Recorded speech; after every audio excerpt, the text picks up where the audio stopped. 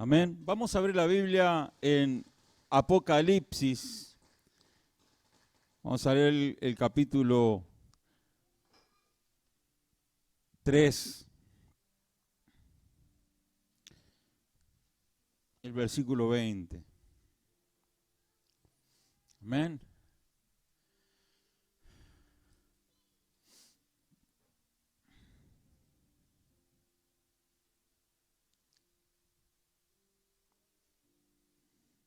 ¿Todos se encontraron? Amén. Muy bien. Dice así la palabra del Señor. He aquí, yo estoy a la puerta y llamo. Si alguno oye mi voz y abre la puerta, entraré. Y entraré a él y cenaré con él y él conmigo. Repetimos todo de nuevo, a coro. He aquí, yo estoy a la puerta y llamo. Si alguno oye mi voz y abre la puerta, entraré a él y cenaré con él y él conmigo. Oramos a Dios. Señor y Padre Celestial, seas tú tomando el control ahora de cada palabra que salga de mis labios, pero también de mi corazón, de mi espíritu, mi alma, de todo mi ser. Y tomando tu control soberano, Señor, de cada vida que está aquí, Señor. En el nombre de Cristo Jesús de Nazaret, preparando nuestros oídos espirituales para que cuando la semilla sea esparcida caiga en tierra buena. Señor, y podamos salir de aquí dando frutos, frutos de justicia, frutos que glorifiquen tu nombre. Te lo pedimos todo en el nombre del Padre, del Hijo y del Espíritu Santo. Seas tú controlando todo, desde el principio hasta el final, en el nombre de Jesús. Entrego todo a tu control, Espíritu Santo, en el nombre del Padre, del Hijo y del Espíritu Santo. Amén. Muy bien, hermanos.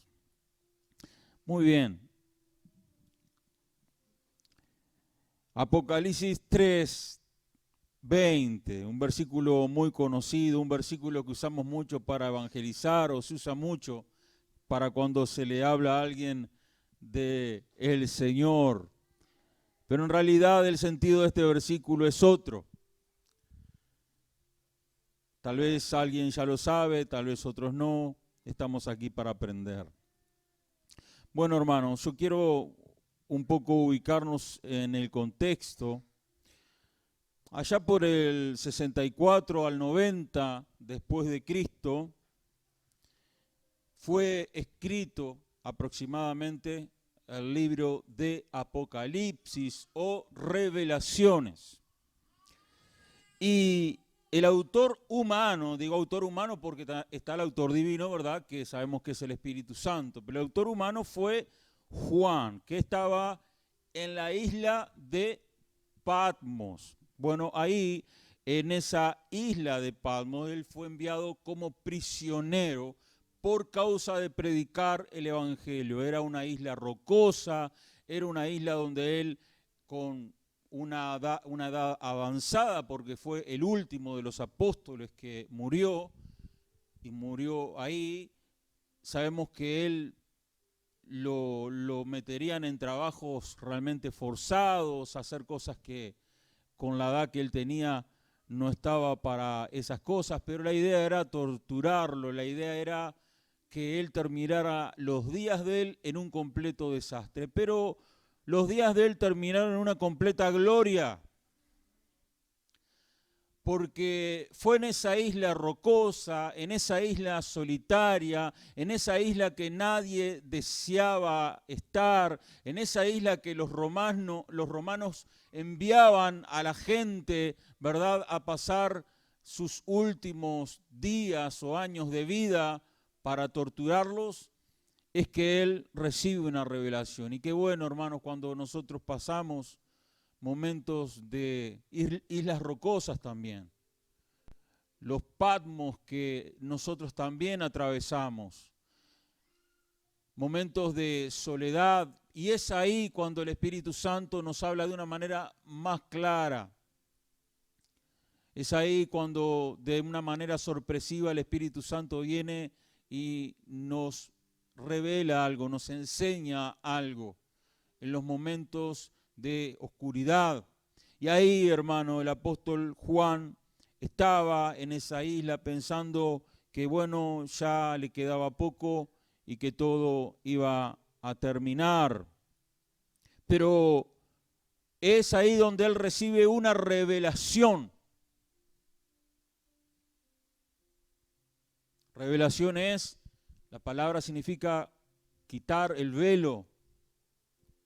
Revelación es revelar algo, quitarle el velo a algo que estaba oculto. Y hasta ese entonces, todo esto que habla el libro de Apocalipsis estaba ante los ojos de la humanidad oculto. Y Dios eligió un anciano para poder revelárselo, para poder también revelárselo al mundo a través de él. Y es un libro, hermano, es una revelación de 22 capítulos. Y que habla de lo que ha de venir. Habla de los eventos futuros, cosas que todavía no han acontecido. Hay gente que dice, estamos viviendo el Apocalipsis, pastor. No, no estamos viviendo el Apocalipsis. Estamos cerca, pero no estamos viviendo todavía los eventos del Apocalipsis. Pero primero va a su iglesia. A su iglesia. Y más precisamente en el capítulo 2 y 3 nos encontramos con 7 mensajes que Jesús les da a 7 iglesias ubicadas en Asia Menor. Acuérdense, capítulo 2 y capítulo 3 son capítulos que hablan de los 7 mensajes a las 7 iglesias de Asia Menor. Entre ellas está Éfeso, Esmirna, Pérgamo, Tiatira, Sardis, Filadelfia y por último está la Odisea, que es la que me quiero enfocar hoy. 7 iglesias de la época, pero también se interpreta como 7 iglesias que representan las iglesias a través de todos los tiempos. ¿Qué quiero decir con esto? Que cada iglesia, Éfeso fueron los primeros 300 años de la iglesia, después Esmirna otro tantos de siglos más, y así hasta la Odisea, que es la última iglesia. O sea que si interpretamos de esa manera el mensaje a las iglesias, a la Odisea, más allá que eran iglesias que existían en ese momento, eran iglesias locales, si lo interpretamos de esa manera, podemos entender que la iglesia de la Odisea, las características de la iglesia de la Odisea van a ser las predominantes en los últimos tiempos en las iglesias del Señor. Yo soy de los que pienso que hoy, en pleno siglo, en el año 20, en el 2020, podemos haber iglesias de Éfeso, iglesias de Esmirna, podemos haber iglesias de Sardis, iglesias de Filadelfia e iglesias de la Odisea. Porque el estado espiritual de todas las iglesias no es el mismo. Pero en una generalidad podemos entender que la Odisea es lo que más predomina en el día de hoy y que sin lugar a dudas yo, y no solo yo, sino varios escritores, varios eruditos bíblicos, varios pastores interpretan que estamos viviendo esos tiempos donde estamos en los tiempos de la Odisea, de la iglesia de la Odisea. Ahora, si bien la Odisea era una ciudad y también era una región, la palabra Laodicea viene del griego laos, que significa pueblo o muchedumbre, y también dike, que significa derecho, que se traduce perfectamente como derecho de la muchedumbre o derechos humanos. Qué curioso, ¿no? Si estamos en la época de los derechos humanos, Todos tenemos derechos humanos. Pareciera que endiosamos los derechos humanos y nos olvidamos que de los derechos de Dios y que el derecho de Dios a ser amado, el derecho de Dios a ser respetado, el derecho de Dios a ser glorificado, el derecho de Dios a que se le obedezca, no vale nada. Pero todos pelean por sus derechos, los diferentes grupos, ¿verdad? Mis derechos, los derechos del trabajador, los derechos del niño, los derechos de los homosexuales, los derechos de las lesbianas, los derechos de hincha nacional, los derechos de hinchas Peñarol. Y yo le comenté a Fabiana, un día le dijo, ¿y los derechos de Dios? Le dije, yo estamos hablando de los derechos. ¿Derechos de Dios? Me decía ella. Sí. ¿Cuántos creen que Dios tiene derechos? Tiene derecho, si Él creó todo. Pero es muy curioso que la Odisea significa derecho de muchedumbre o derechos humanos, o derechos del hombre. En otras enseñanzas, yo había escuchado que era gobierno del hombre, pero la etimología más precisa es en realidad derechos del hombre o derechos humanos. Y se han convertido los derechos humanos en sagrados y los derechos de Dios pareciera que no valen nada. Y el versículo que leímos, Apocalipsis 3:20, está dirigido a una iglesia ubicada en la ciudad de la Odisea. Una iglesia local como una iglesia cualquiera de aquí, de esta ciudad. Pero era la única iglesia que estaba en la ciudad de la Odisea. Y es la última de las 7 iglesias a la que Jesús le dicta a Juan que les escriba una carta. Yo siempre he tenido la curiosidad que si el Señor nos escribe una carta a la iglesia ubicada en Ituzaingó 69, ¿qué nos pondría, hermano? ¿Qué nos pondría?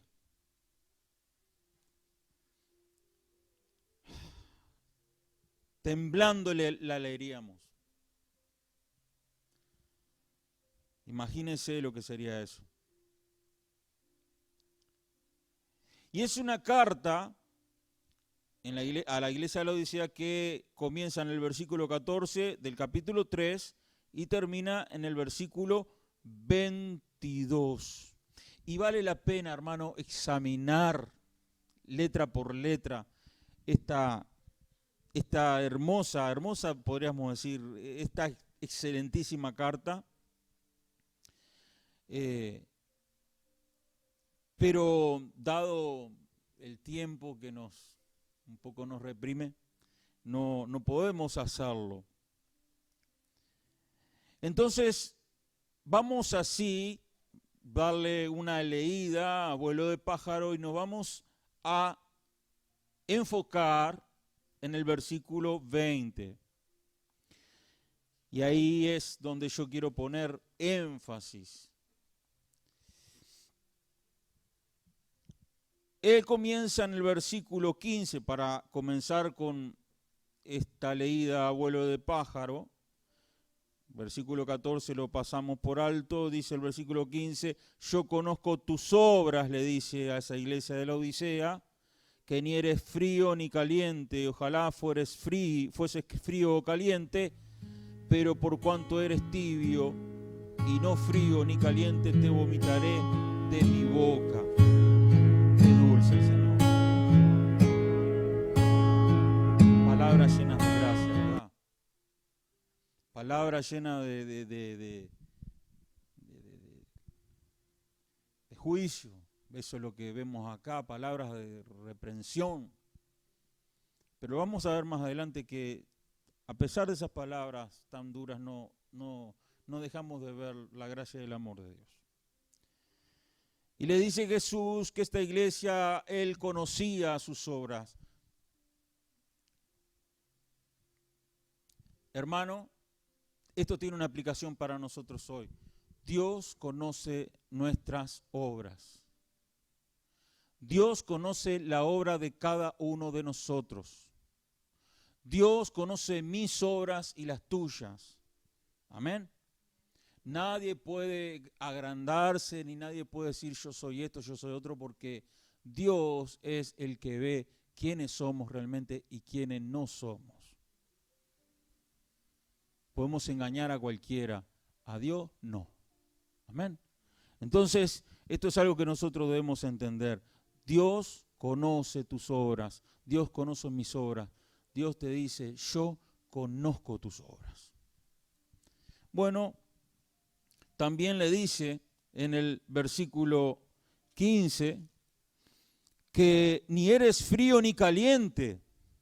Ojalá fuese frío o caliente, pero por cuanto eres tibio y no frío ni caliente, te vomitaré de mi boca. El Dios de amor, el Dios de gracia, el Dios que todos queremos verlo así como en el Sagrado Corazón, dice ese tipo de palabras. Y en la era de la gracia. Que si cualquier predicador, uno hace eco de lo que el Señor dijo, pero si empezamos a hablar de esa manera, me sacan linchando de acá, linchándome del culto. Porque esto no es políticamente correcto. Pero el Señor, cuando tiene que hablar, habla y habla verdad.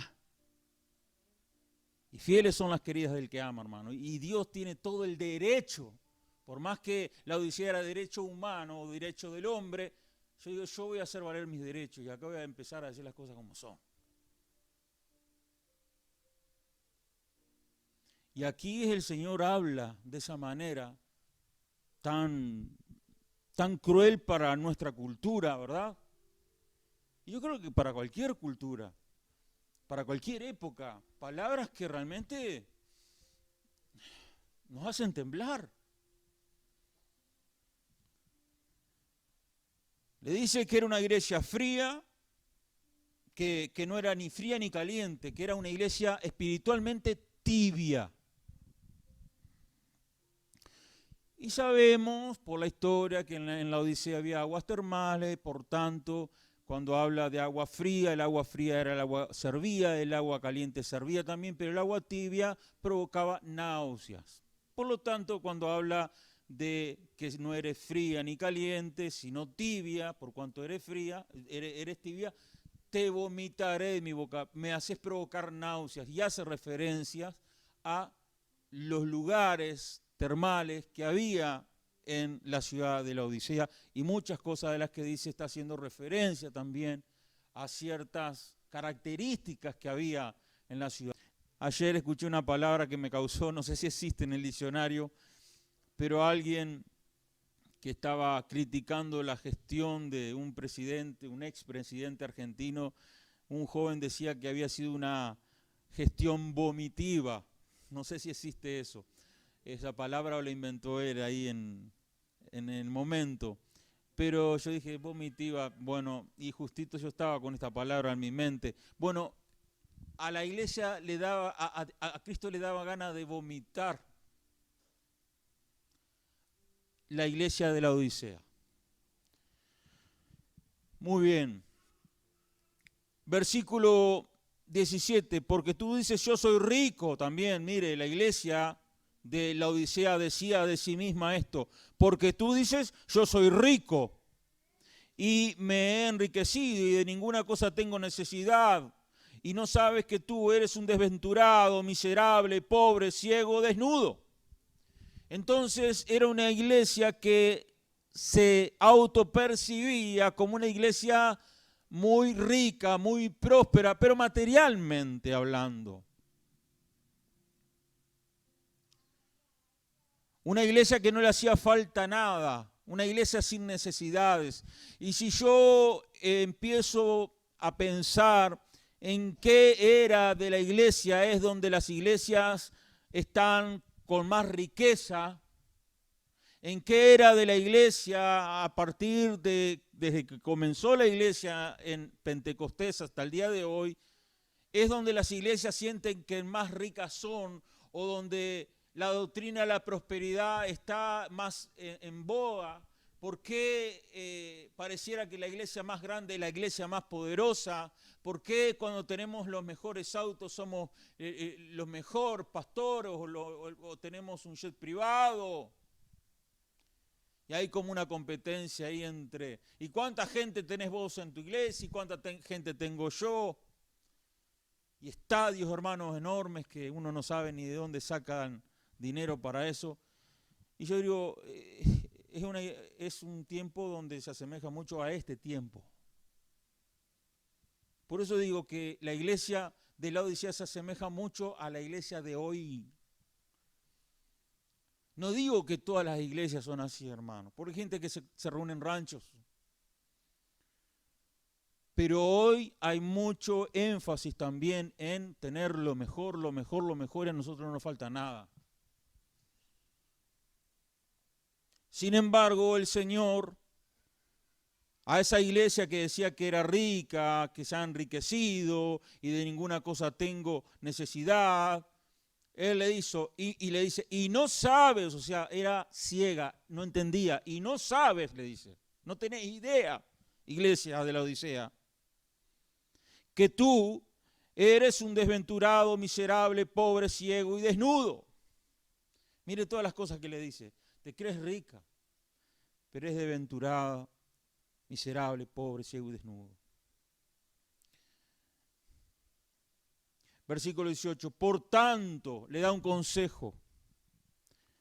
Yo te aconsejo que de mí compres oro refinado en fuego, para que seas rico en vestiduras blancas para vestirte y que no se descubra la vergüenza de tu desnudez. Porque también ellos se jactaban de hacer una vestimenta con una lana negra muy particular en aquel tiempo. Y aquí el Señor le está diciendo, jugando con eso, que adquirieran una vestimenta blanca, pura. Y otra de las cosas que le dice, y unge tus ojos de colirio, con colirio para que veas. ¿Por qué? Porque en la Odisea se jactaban de tener los mejores oftalmólogos. Entonces la gente iba y ellos tenían un ungüento que se le echaba a las personas y la persona decía recobrar la vista. Pero lo que tenían ellos era una inconsciencia de su verdadero estado espiritual. Qué feo, hermano, es no darnos cuenta de las cosas cuando verdaderamente están aconteciendo en nuestra vida. Mi hermana me dice a veces, Diego, si ves que es muy mal, decime por favor, pero no me dejes así. Si usted ve que yo me estoy desviando en algún momento, dígame, por favor, pastor, ¿qué está haciendo? No es el mismo de antes, por favor, o siempre estuvo desviado. Pero por favor, no lo vamos a dejar. Y usted, creo que usted nunca querría tampoco que yo lo dejara desviar. Dejar que su vida sea cualquier cosa y yo mirándolo como si no pasara nada. Por supuesto que uno no va a tomar la ovejita, que la ovejita te patee y escaparse y uno ir corriendo. Llega un momento que si la ovejita se deja pastorear, bien, si la ovejita no se deja pastorear, ya no es problema del pastor. Pero qué importante, hermano, es entender que la iglesia de la Odisea estaba caminando y caminando mal y caminando hacia el fuego eterno. Entonces, aquí en el versículo 19 vemos, como yo le decía, en medio de tanta palabra dura, versículo 19 dice, yo reprendo y castigo a todos los que amo. Aleluya. Sé pues celoso y arrepiéntete. Aquí vemos que en medio de ese montón de palabras que parecían que estaban matando a la pobre iglesia de la Odisea, le dice, yo reprendo, le dice, y la aclara, yo reprendo y castigo. Ustedes tienen un privilegio, iglesia, que yo reprendo y castigo, le está diciendo, a todos los que amo, sé pues celoso y arrepiéntete. Le estaba diciendo eso a la iglesia. Que lo que estaba haciendo era una señal no de odio, sino de amor hacia la iglesia. Cuando somos reprendidos por Él es porque hemos sido reprendidos, hemos sido recibidos como hijos de Dios. Entonces tenemos que nos reprende. Porque Él no nos está dejando ir. Y llegamos al versículo 20, hermano, que es el versículo central de esta prédica. Porque aquí viene un llamado. Y ese llamado consiste, versículo 20, aquí, dice, yo estoy a la puerta y llamo. Si alguno oye mi voz y abre la puerta, entraré a él y cenaré con él y él conmigo. Amén. Hermano, como les dije, este versículo generalmente se usa para el evangelismo, diciéndole a las personas inconversas, aquí el Señor te dice, Él está a la puerta y llama, si alguno oye mi voz y abre la puerta, entraré a Él y cenaré con Él y Él conmigo. Pero lo curioso de todo esto es que el Señor le estaba hablando a una iglesia, no a personas inconversas. Este es un versículo que en el contexto está no a una iglesia, sino a los individuos de la iglesia. A todos los hermanos de la iglesia. He aquí, yo estoy a la puerta y llamo, dice él. ¿Qué pasa aquí? ¿Qué vemos aquí? Muestra a un Jesús que estaba afuera de la iglesia. ¿Cómo me explica usted? Dígame, pastor, ¿cómo puede ser que Jesús estaba fuera de la iglesia? Sí, lo vemos aquí. La iglesia de la Odisea, con sus costumbres, con su forma de pensar, con su forma de actuar, lo había dejado afuera al Señor. Y muchas veces nos autoconvencemos que el Señor está con nosotros y que el Señor es mi vida, que el Señor, cuánta gente, hermano, creen que tienen la salvación y que tienen la salvación asegurada y gloria a Dios y aleluya, y en realidad están perdidos. Dice Núñez, hay personas que creen que son salvas y no son salvas, hay personas que creen que no son salvas y son salvas. Pero no debemos autoengañarnos. Una de mis oraciones es decirle al Señor, Señor, no permitas que el diablo me engañe en nada de esto. Porque no estoy yo solo, no solo soy, es mi familia también, es el rebaño que me has dado para pastorear. Que el diablo, que es un engañador, te va a querer engañar, haciendo creer que está todo bien, que no pasa nada, que vamos arriba, que todo va bien, que vas a ir al cielo, te van a hacer un funeral divino. Hermano, nosotros tenemos que saber la relación que tenemos con nuestro Dios antes de partir. Todo esto es mugre, todo esto es una porquería, todo esto pasará, no nos vamos a llevar nada. Cuando nos muéramos nos vamos a ir solo el alma con el Señor. Todo quedará aquí. Y aquí le dice el Señor, aquí yo estoy a la puerta y llamo. El Señor no llamaba con así la puerta, no. Es aquí, yo estoy a la puerta, en tiempo presente, hermano. Por eso digo también en su mensaje para hoy. He aquí, yo estoy a la puerta hoy y llamo. No dice y llamé. He aquí, yo estoy a la puerta y llamo, todo en tiempo presente. Y llamo. Pero ¿por qué le digo que no lo siga golpeando? Pues dice, si alguno oye mi voz y abre la puerta. Es que el Señor te está hablando, diciendo, ¡ábreme! ¡Ábreme! Pero cuando dice aquí, si alguno oye mi voz, es un llamado particular. No dice, y si la iglesia escucha mi voz, ábranme. No. Dice, y si alguno de los hermanos de la Odisea, si alguno oye mi voz y abre la puerta. Si alguno se percata de que Dios está hablándole y le está diciendo, ábreme, no me dejes afuera. No seamos como esa historia que yo cada tanto hago, de ese ancianito que estaba harapiento y fue a entrar a una iglesia que era una iglesia bastante muy moderna, muy linda, muy preciosa.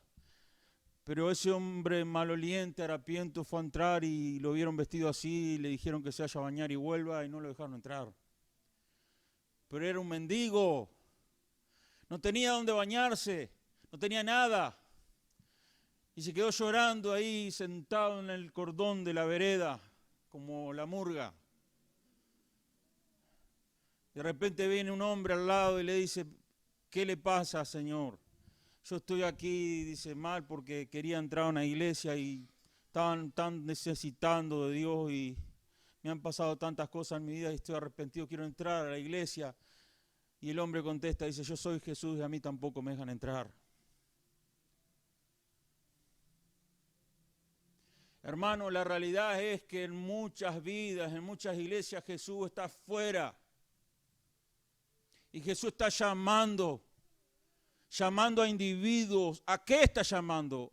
Vamos a ver a qué está llamando.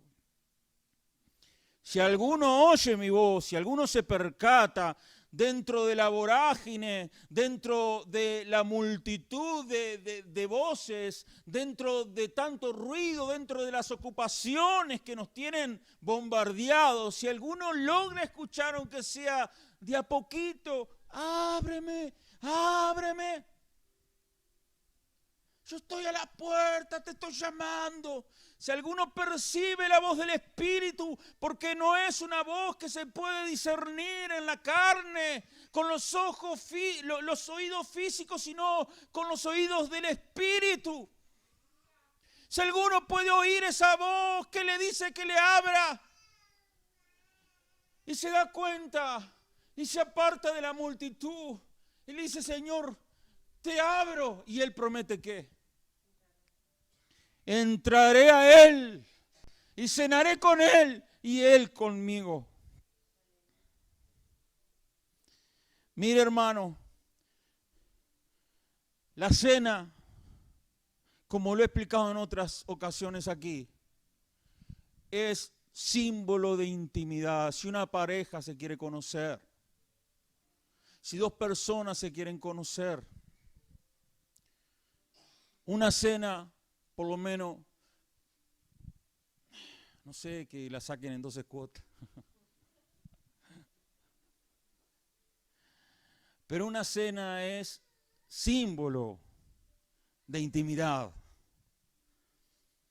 Y en esa cena van a tener la oportunidad de mirarse a los ojos, no bajar el plato y comer, o mirar el plato y comer, nada más, sino de mirarse a los ojos, conversar, conocerse.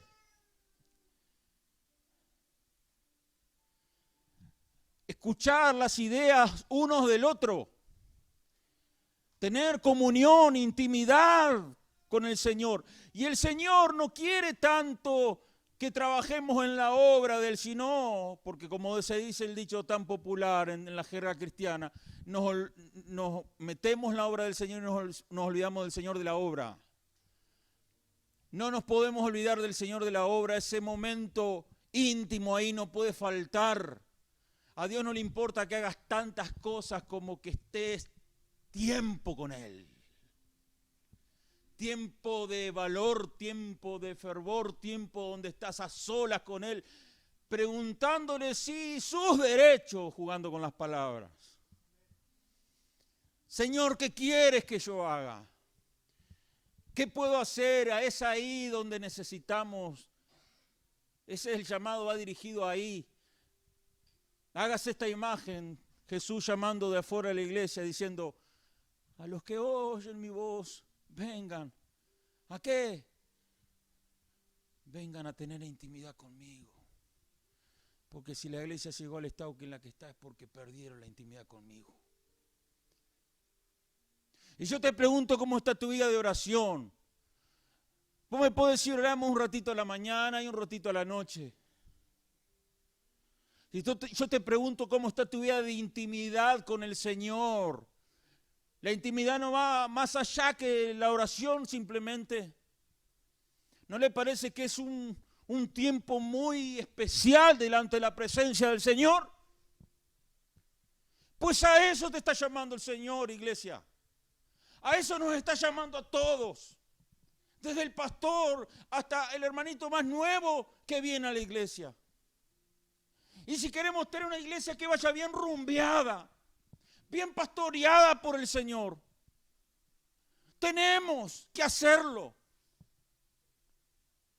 Tenemos que dejar la televisión, dejar YouTube, dejar internet, dejar lo que sea y meternos en esa intimidad. Y pasar horas ahí en esa intimidad, aleluya.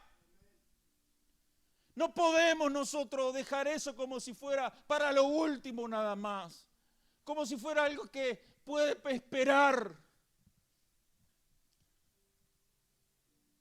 Porque el día menos pensado se nos terminan nuestros días.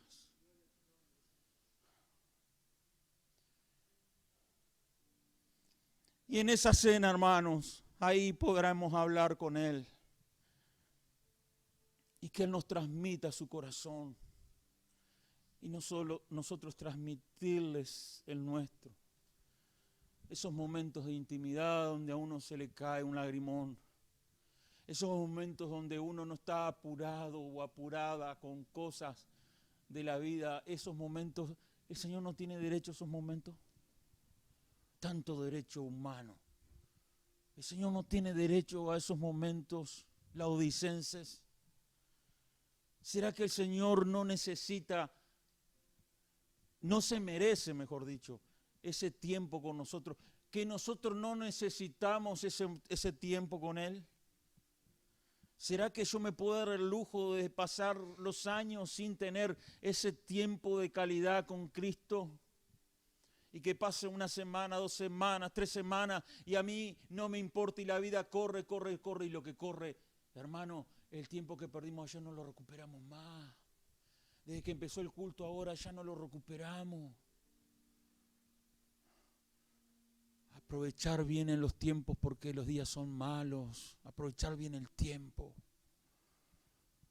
Y esto es una buena manera de aprovechar el tiempo. Estar en la presencia de Dios.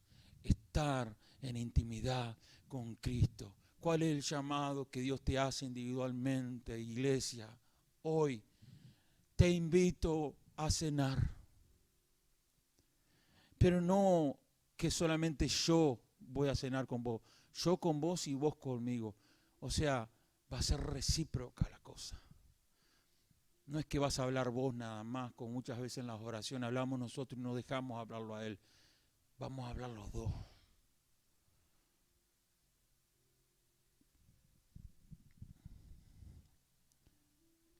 Iglesia, ¿cómo está tu tiempo? ¿Cómo está mi tiempo de intimidad con Dios? Reflexiona en este momento. A la luz de la eternidad, ¿hay algo que valga más que eso? ¿Hay algo, dime, hay algo que valga más de eso mirando la eternidad?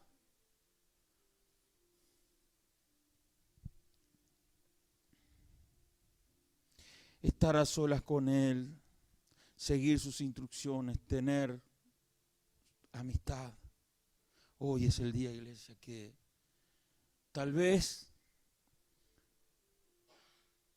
alguno, si alguien oye mi voz, no dijo si todos oyen mi voz, Él ya da por hecho de que algunos van a escuchar su voz, otros no. Otros van a escuchar al pastor nomás. Pero tal vez yo estoy haciendo eco de la voz del Señor para que alguno aquí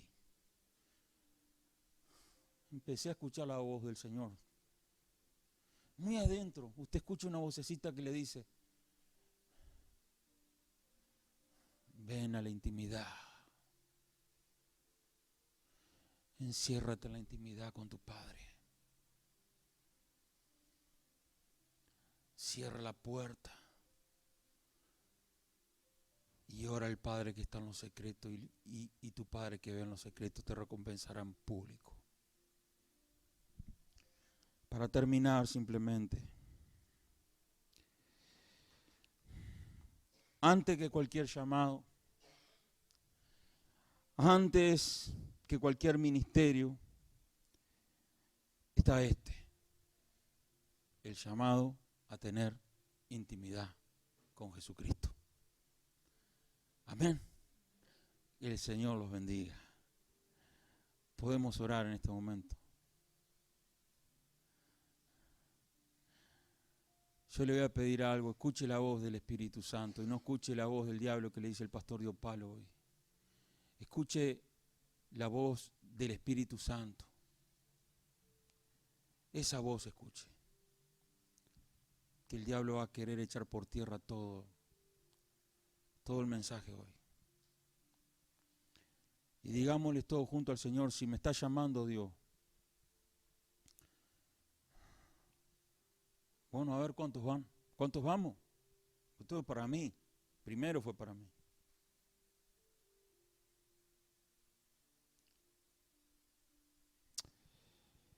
Oh Señor. Hemos predicado tu palabra. Y nos damos cuenta, Señor, que a la luz de tu palabra, Señor, muchas veces sentimos que esa intimidad contigo no está. Que hay momentos de oración rápida, momentos donde estamos mirando la hora para terminar.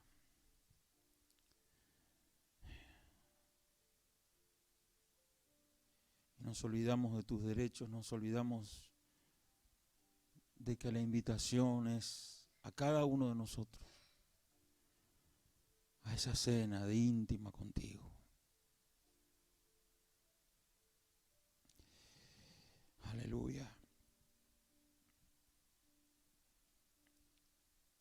Ora al Señor, hermano, y dígale, Señor, yo quiero escuchar tu voz. Es una lucha, esto que estamos haciendo ahora es una batalla, es una lucha. Pero el Señor te dice en el versículo 21, al que venciere,